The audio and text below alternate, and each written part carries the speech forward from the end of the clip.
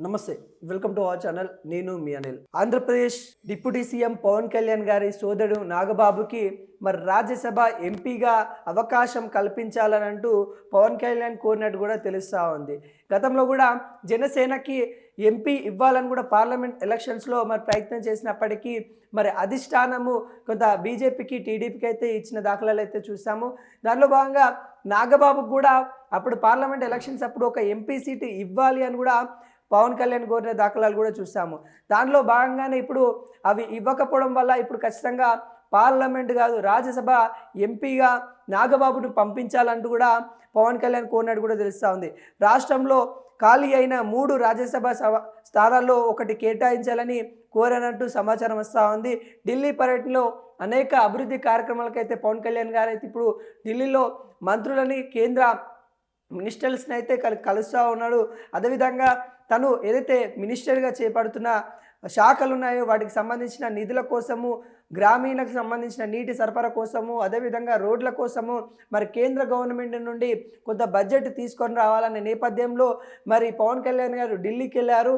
అదేవిధంగా కీలక నేతగా నిజంగా జనసేనలో కీలక ప్రచారకర్తగా నాగబాబు గారు అయితే ఎలక్షన్ మూమెంట్లో చూసాము. అదేవిధంగా నాగబాబు అనే కాదు మెగా ఫ్యామిలీ మొత్తము మరి ఎలక్షన్స్లో మరి వెళ్ళి ప్రచారం చేసిన దాఖలాలు కనబడ్డాయి. సాయి తరుణ్, తేజ్ కాంచలి, నాగబాబు అదేవిధంగా సంబంధించిన కుటుంబ సభ్యులు అయితే అందరూ వెళ్ళి కూడా మరి జనసేనకు మద్దతు తెలిపి జనసేన పవన్ కళ్యాణ్ విజయంలో పాలు పంచుకున్నారు. ఇంకా ముఖ్యంగా నాగబాబు గారు అయితే మరి సోదరుతోనే ఉంటూ ప్రతి పాదయాత్ర చేసినప్పుడు కానీ లేకుంటే తను ప్రజల్లోకి వెళ్ళినప్పుడు కానీ నాగబాబు గారు దిశానిర్దేశం చేస్తూ అదేవిధంగా జనసేనలో కీలక నేతగా మరి నాగబాబు గారు అయితే ఉన్నారు. తను ఏదైతే తన తమ్ముడి విజయంలో నాగబాబు గారు అయితే పాల్పంచుకొని చాలా ప్రజల్లోకి వెళ్ళిన దాఖలాలు కూడా ఉన్నాయి. గతంలో తనకి ఎంపీ సీట్ ఇవ్వాలని కూడా కోరినప్పటికీ కానీ అప్పుడు నాగబాబు ఇవ్వకపోవడము ఇప్పుడు పెద్దల సభకి అడుగు పెట్టాలి అన్నట్టు కూడా జనసేన నేత మరి పవన్ కళ్యాణ్ చూస్తూ ఉన్నారు. పార్టీ కోసం పనిచేశాడు, ప్రస్తుతం ప్రధాన కార్యదర్శిగా ఉన్నాడు. సార్వత్రిక ఎన్నికల్లో అనకాపల్లి పార్లమెంట్ స్థానం నుంచి పోటీ చేయాలని నిర్ణయించుకున్నాడు.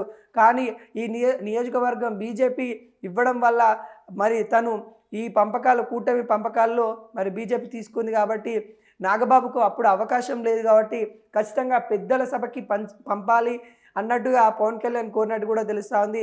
ఆ సమయంలో బీజేపీ అంటే పంపకాలు ఏదైతే జనసేన కూటమి, టీడీపీ కూటమి, బీజేపీ ఉన్నారు కాబట్టి వాళ్ళ పంపకాల్లో తను అనకాపల్లి నుండి పోటీ చేయాలని కూడా పార్లమెంటు అనుకున్నప్పటికీ కూడా అక్కడ బీజేపీ వాళ్ళు తీసుకోవడం వల్ల నాగబాబు వెనకకు తగ్గిన సందర్భాలు చూసాము. ఈ నేపథ్యంలో ఖచ్చితంగా ఈ 3 రాజ్యసభ ఎంపీలు ఉన్నాయి కాబట్టి ఖాళీ అయినాయి, దానిలో ఒకటి నాగబాబుకు ఇవ్వాలి, పెద్దల సభకి పంపించాలని పవన్ కళ్యాణ్ కోరారు. పవన్ కళ్యాణ్ కోరిన మేరకు సానుభూతికంగానే మరి అధిష్టానం కూడా ఆలోచిస్తున్న నేపథ్యం కనబడతా ఉంది. నాగబాబు గారు రాజ్యసభ ఎంపీగా మరి చూడబోతా ఉన్నాము, ఖచ్చితంగా తనకి ఇస్తారన్నట్టు కూడా పవన్ కళ్యాణ్ మాట ఇచ్చారు. అదేవిధంగా పవన్ కళ్యాణ్ కీలక నేతగా అయిపోయాడు. ఇప్పుడు పార్లమెంట్లో కాదు ఇటు అసెంబ్లీలో ఏదైతే ఆంధ్రకు సంబంధించిన అసెంబ్లీలో ఎన్నికలలో విజయానికి బీజేపీ కూటమికి రెండింటి మధ్య అటు బీజేపీ టీడీపీ మధ్య వారసాదిగా మరి పవన్ కళ్యాణ్ గారు ఉన్నారు. అదేవిధంగా మొన్న మహారాష్ట్రలో కూడా చూసాం పవన్ కళ్యాణ్ అక్కడికి వెళ్ళిన ప్రతి అసెంబ్లీ నియోజకవర్గంలో